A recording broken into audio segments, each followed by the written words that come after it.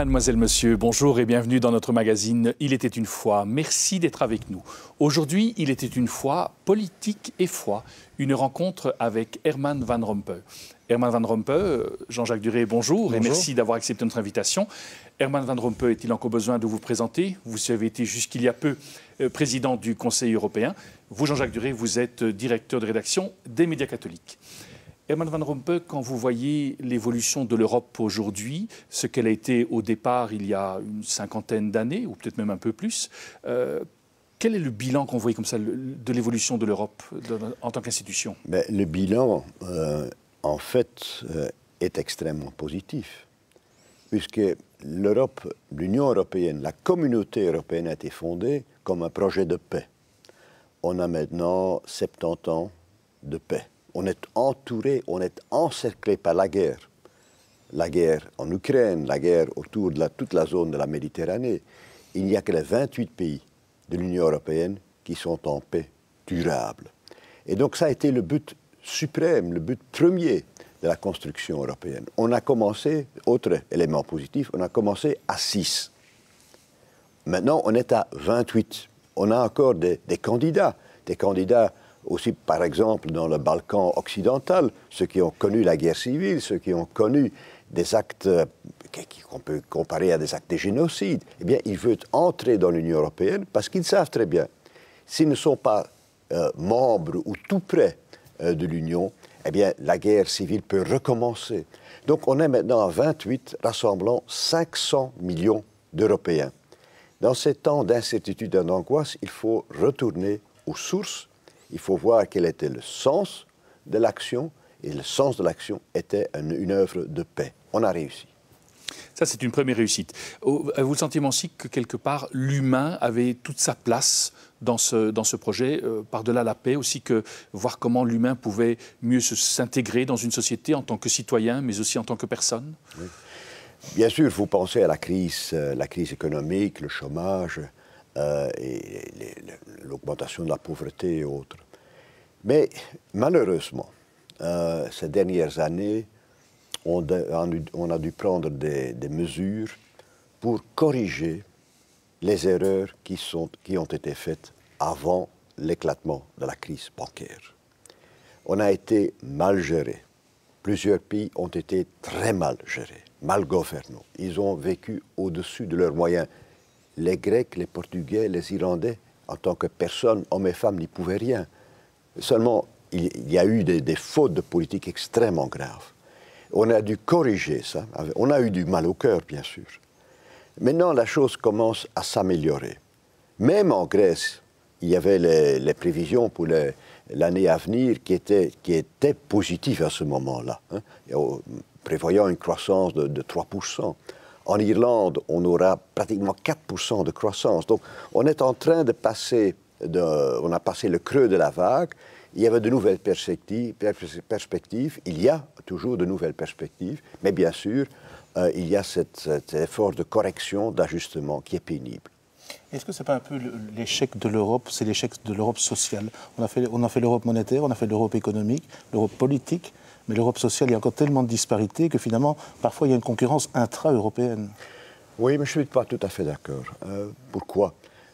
Parce que, en fait, notre premier but, c'est la croissance et l'emploi. C'est le niveau de vie. Et quand je vois ce qui s'est passé les dernières décennies, parce qu'il faut voir ça à terme, il y a pas mal de pays qui étaient des pays pauvres, qui sont devenus des pays à moyen revenu.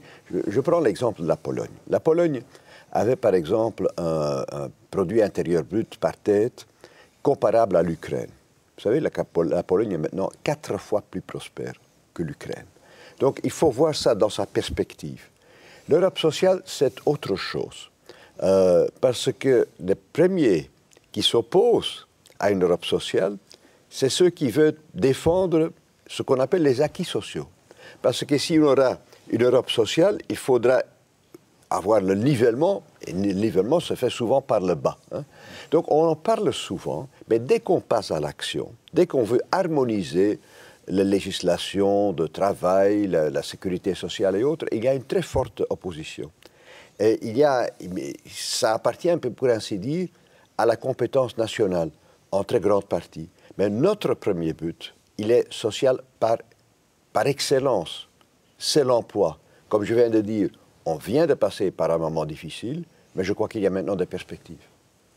Vous avez vraiment le sentiment qu'on va aller vers une Europe avec une meilleure économie, avec un plus grand souci de la personne? Il le faut. L'Europe n'est d'ailleurs pas différente des États membres. La plupart des compétences restent chez les États membres, il ne faut pas l'oublier. Quand on parle de la sécurité sociale, des législations, même les législations fiscales, c'est la compétence nationale. Les gouvernements ne veulent pas céder ces compétences. Vous savez, le budget européen, il est de 1% du produit intérieur brut européen. 1%. Vous avez les dépenses publiques dans les différents États membres, leurs dépenses publiques font 50% de leur produit intérieur brut. Donc, en tant que poids budgétaire, c'est un indicateur, mais un indicateur fondamental. Eh bien, l'Europe ne s'est pas encore suffisamment développée. Il y a aussi beaucoup de résistance par rapport au gouvernement et au Parlement, majorité alors nationale. L'Europe, en fait, participe à ce malaise de la politique en général, et l'Europe en fait partie. Mais l'Europe, il y a une malaise qui se sépare de la malaise politique en général. Donc il faut s'attaquer aux problèmes, et l'Europe n'est pas différente des États membres. Comment est-ce que vous avez vécu, vous, Herman Van Rompuy, comme président justement du Conseil européen, cette montée dans certains lieux de l'euroscepticisme? Comment est-ce qu'on vit ça contre une position comme la vôtre? Disons qu'il y a la montée du populisme en général, parce que l'euroscepticisme fait partie du populisme. Bien, le populisme, il est né avant la crise bancaire. Nous avions eu en Flandre le Vlaams Belang, qui avait 24% des voix en 2004, bien avant la crise bancaire, bien avant la crise économique. En Autriche, il y avait ce mouvement qu'on a connu, qui avait à un moment donné 26%. Le père Le Pen faisait 18% lors des présidentielles de 2002. Donc le populisme était déjà très présent. Et ça reflète aussi ce genre de malaise dans la société, un malaise aussi par rapport à tous ceux qui assument des tâches d'autorité, un malaise aussi par rapport au monde politique. Ça a aussi trait à cette crise de notre société qui tient à la montée de l'individualisme. L'individualisme, ça veut dire qu'en fait, il y a ce repli sur soi-même, et moi je suis dans le bon, et les autres sont la faute de tous les problèmes qu'on a. Et le populisme saute dessus et vous dit, écoute, l'autre, celui qui parle une autre langue, celui qui a une autre couleur, ce qui vient d'en dehors de l'Union européenne, celui qui appartient à une autre religion, eh bien, c'est la faute de tous ces gens-là. Et donc, le populisme, en fait, emploie cette peur qu'il y a dans nos sociétés et qui vient de l'individualisme. Quand on n'est concerné que par soi-même, l'autre n'est pas un allié, n'est pas un ami, c'est un ennemi. Et le populisme vous dit, quel est l'ennemi? Lequel est l'ennemi? Et donc, tous ces mouvements-là, ça s'est créé en dehors, disons, de la crise économique et de la crise financière. Bien sûr, cette crise a renforcé cette tendance. Mais, comme je viens de le dire, il y a un problème beaucoup plus vaste, beaucoup plus généralisé, qui touche à la politique et à la société, dont l'Europe, l'idée européenne, fait partie, malheureusement. Je vous propose, si vous voulez bien, Herman Van Rompuy, de nous retrouver dans quelques instants pour aborder les grands défis de demain.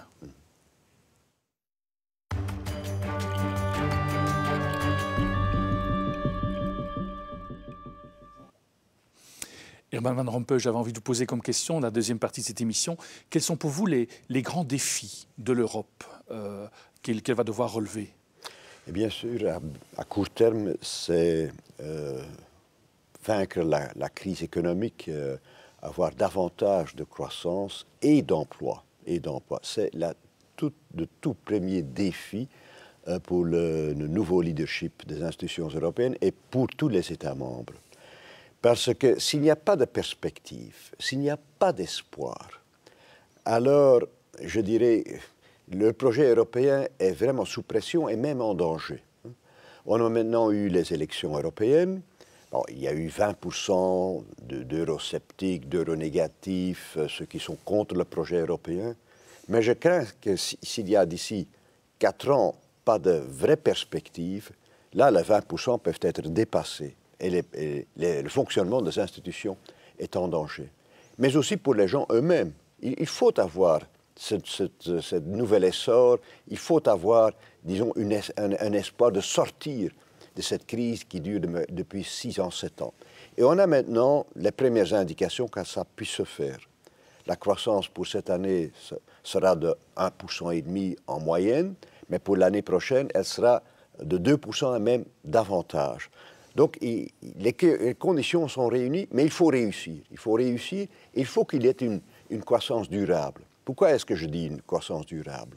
Parce que sans une croissance économique forte, on ne peut pas financer d'une façon durable notre système social sur lequel on est tellement fier. On doit le réformer, il y a un vieillissement de la population, mais s'il n'y a pas d'infrastructure économique pour financer ce modèle social, eh bien toute la société, toute la cohésion de la société est en danger. Donc c'est un très grand défi. Il y a bien sûr aussi le climat. On vient de prendre en octobre de grandes décisions pour la diminution du taux de CO2. On fera moins 40% en 2030 par rapport à 1990. On avait prévu moins 20 en 2020. On y parviendra. Toutes les études montrent qu'on va tenir parole, mais il faut aller de l'avant pour la survie de l'humanité. C'est un grand mot, mais il s'agit de ça. Il faut aussi, bien sûr, de travailler davantage ensemble pour lutter contre le terrorisme, l'extrémisme, le barbarisme. En fait, non seulement sur notre territoire européen, mais aussi autour de la Méditerranée, il y a de très grands défis. Il y a bien sûr aussi ce problème de conscience qui est devenu l'immigration des gens qui passent la Méditerranée. 200 000 l'année passée. 3 000 sont morts dans la Méditerranée. On a sauvé des dizaines de milliers de gens. Ce sont ceux qui fuient, en fait, des zones de guerre. Ce ne sont pas des réfugiés économiques en tant que tels, ils ne sont même pas des réfugiés politiques dans le sens étroit du terme. Ce sont des gens, la plupart d'eux, de ces 200 000, qui fuient la Syrie, l'Irak et autres, parce qu'il y a la guerre. On doit, d'un côté humain, les aider. Bien sûr, on doit éviter, à terme, qu'ils viennent ici. Il faut restabiliser la région, il faut un développement économique. Mais ceux qui font le choix, il faut les sauver sur le plan humain. Il faut les accepter dans nos sociétés. Est-ce qu'on agit suffisamment, disons, selon notre conscience? Je crains que non. Aussi sur le plan humanitaire, la marine italienne a fait un très grand travail, mais elle a dit, bon, faute d'argent, l'Europe doit reprendre l'estafette pour ainsi dire, mais elle aussi y met pas suffisamment de moyens. C'est un des très grands défis, et je dis, c'est un problème de conscience, Lampedusa a été un moment, mais il y a depuis lors eu plusieurs Lampedusa. Donc il ne manque pas de défis, il ne manque pas de problèmes. Dans ce défi de l'immigration, est-ce qu'on n'est pas, justement, on a parlé du populisme tout à l'heure, que le populisme influence quand même indirectement les décisions de l'Europe? Parce qu'on a un peu l'impression que l'Europe va devenir une forteresse qui va se refermer. Je prends le cas syrien, il y a 4 millions de gens déplacés en Syrie, et on dit on va en accueillir 75 000 en Europe.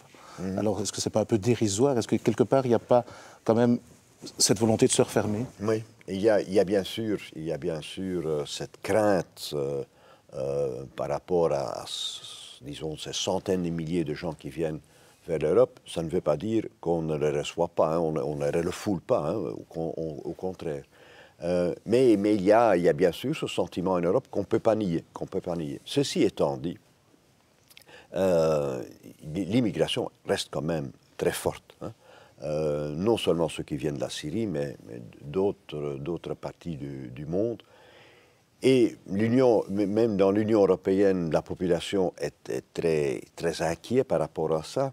Mais quand on voit les choses d'une façon objective, hein, et je sais bien que ce discours ne prend pas aujourd'hui, hein, mais il faut le rappeler, s'il n'y a rien qui se passe, et s'il n'y a plus d'immigration du tout, on passe de environ 500 millions d'Européens aujourd'hui à 430 en 2050-2060.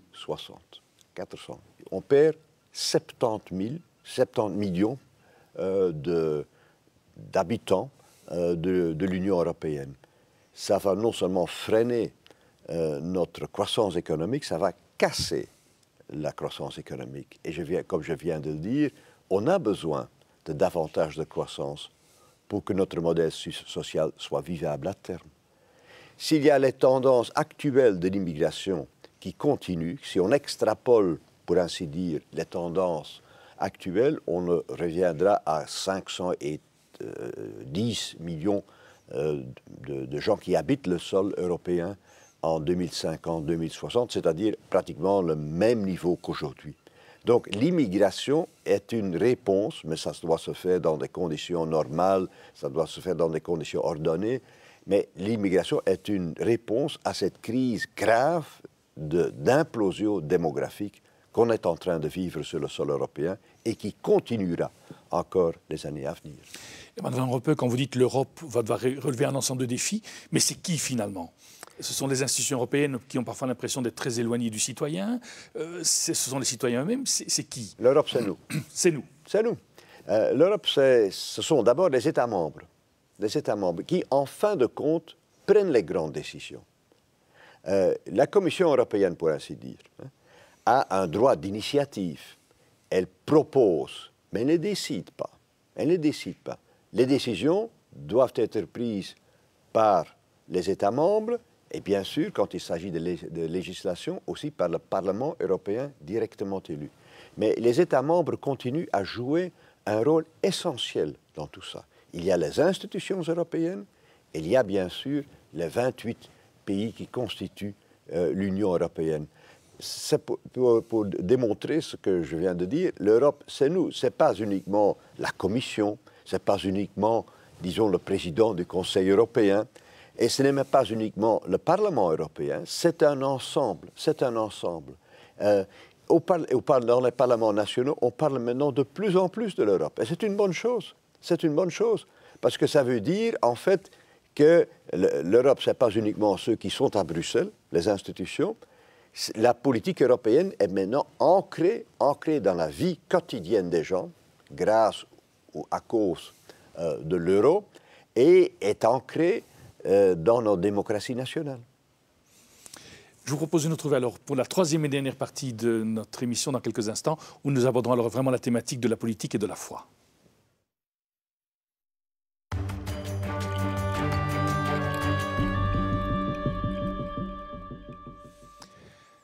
Herman Van Rompuy, la question que j'ai envie de vous poser justement, c'est politique et foi, est-ce que c'est compatible ?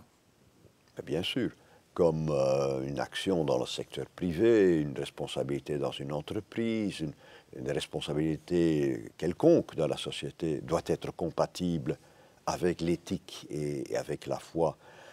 Bien sûr, nous travaillons, disons, d'une façon beaucoup plus visible que d'autres gens. Mais ceux qui ont une responsabilité pour une entreprise, leur produit doit répondre à certaines exigences. On doit payer ses impôts, les entreprises et les particuliers. Tout le monde a un défi éthique. Tout le monde doit trouver sa place dans la société. Et bien sûr aussi la politique. Mais la politique n'est pas autre que tous les autres acteurs dans une société. Mais justement, d'un point de vue personnel, avez-vous le sentiment que votre propre foi vous a quelque part aussi guidé dans votre travail, à différentes étapes de votre vie ? Bien sûr, je pose toujours la question. Ce que je fais, est-ce que ça contribue au bien-être général ? Ce que je fais, est-ce bon, pour employer ce mot extrêmement simple ? Est-ce que j'agis en âme et conscience ? Pour les chrétiens, il s'y ajoute encore autre chose. Est-ce que ce que je fais répond à la volonté de Dieu ? Pour ceux qui n'ont pas la foi, ou bien qui ne sont pas ce souci quotidien de référer aux religieux, eh bien, c'est le problème de la conscience. Hein. Donc on doit se poser la question, pas d'une façon pathologique, avec ce sens de la culpabilité et du péché, hein, mais tout simplement se poser la question, est-ce que j'agis dans le bon? Est-ce que ce que j'ai fait a du sens? Bien sûr, il y a toujours en politique et dans la vie normale l'ambition personnelle. Hein. Là, on ne peut pas l'exclure et ce n'est pas mauvais du tout, ça peut être même un incitant, une motivation additionnelle. Hein. Mais en fin de compte, et certainement à mon âge, hein, quand on regarde un petit peu derrière soi, on ne se pose pas tellement la question est-ce que ce que j'ai fait est à ma propre gloire? Bon, si c'est le cas, je dirais pour la personne, tant mieux. Hein. Mais on se pose la question, mais toute mon action, dans toute ma vie professionnelle, dans toute ma vie publique, est-ce que ça a contribué au bien-être des hommes et des femmes? Et on doit faire le bilan. Est-ce que j'ai tout donné? Est-ce que j'ai pris les bonnes décisions? C'est un petit peu simple de dire « je ferai tout ce que j'ai fait hein ». C'est un petit peu simple. Mais c'est une question permanente, c'est un défi permanent. Mais à nouveau, on ne doit pas poser ces questions-là d'une façon trop pathologique, sinon on est bloqué et on se pose trop de questions, on oublie à agir. Mais ça doit être une question permanente dans une vie. Les convictions comme ça qu'un homme politique peut avoir, des convictions plus personnelles, comme celle de la foi par exemple, comment faire pour qu'elles puissent entrer en dialogue avec des personnes qui ne partagent justement pas ces mêmes convictions? Non, je dirais, on peut avoir on peut défendre, je vais le formuler ainsi, les mêmes valeurs, mais en partant d'autres positions. On peut avoir une position, une motivation humaniste pour ainsi dire, mais on peut avoir une motivation chrétienne et catholique et arriver aux mêmes conclusions. Ça, non seulement ce n'est pas exclu, dans la plupart des cas, ça se fait. Mais le chrétien a tout à fait le droit de dire et de se laisser motiver par son choix religieux et par sa foi. Il a tout à fait le droit de le faire. Il n'a pas le monopole des valeurs. Il n'a pas le monopole disons, du bon. Hein. Il entre en dialogue chaque jour avec les autres, avec d'autres convictions, avec d'autres motivations. Mais on peut travailler ensemble et on peut partager, disons, les mêmes valeurs. Il n'y a aucun problème. Quand vous voyez aujourd'hui une tendance quand même qui vise à exclure, je dirais, la religion, ou en tout cas la philosophie, les différentes foi de l'espace public, comment réagissez-vous à cette tendance? Oui, mais moi je suis très partisan d'une séparation très stricte entre l'État et l'Église, ou la religion en général.